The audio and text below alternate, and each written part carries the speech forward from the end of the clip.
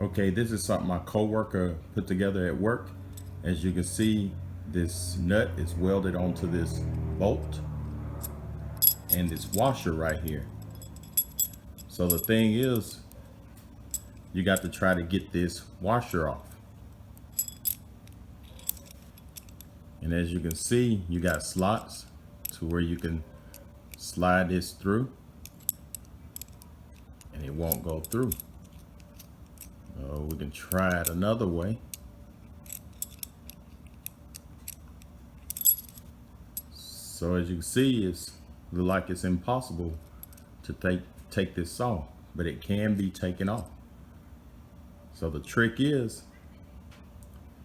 you have to unscrew this.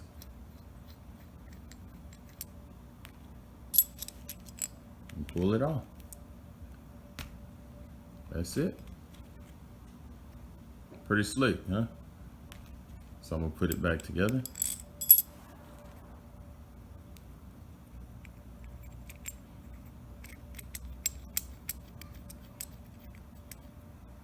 Tighten it up. So that's it. And the thing that got me was that it was welded. All right, I hope you enjoy this and have a great day.